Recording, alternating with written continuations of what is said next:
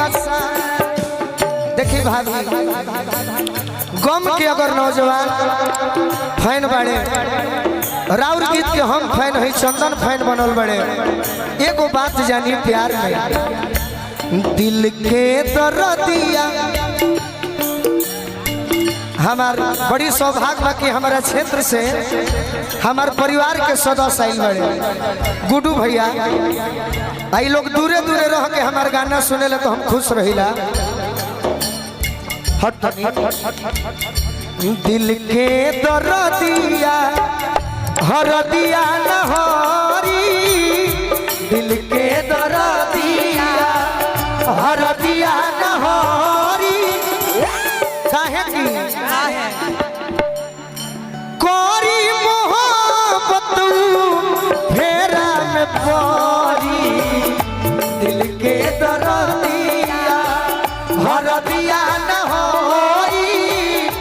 कोरी मोहब्बत फेरा में परी काहे की काहे कोई के करारिया छूटे हाथ जब बीचे सफर में कोई के करारिया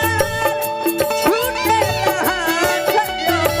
बीचे सफर जिंदगी जियाल तब मुश्किल होला मौगत मिले ना जहर में। मुकेश राय जी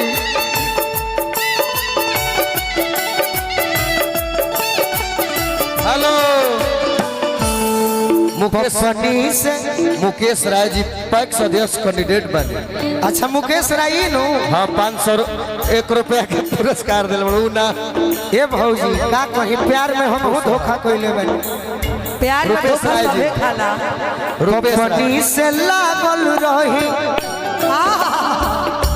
पकड़ी से लागल रही लोरवा के लोरी गोरी मोहब्बत फेरा में परी दिल के दर्दिया हरदिया नहरी गोरी मोहब्बत फेरा और का प्यार में एक बाद हम गावत जय हो नहीं लगावल निभावल ये बाबू सबका बस के न बाटे नहीं निभावल ये बाबू बस के न माजा खातिर केहू सोनू संग दिल अब सीना से साटे पुरैन के बात पर पुरैन के बात पर पानी भले ओरी कोरी मोहब्बत फेरा में परी दिल के दर्दिया हरदिया नहरी कोरी मोहब्बत फेरा में परी दिल के दर्दिया अरे दिल के दर्दिया दिल के दर्दिया।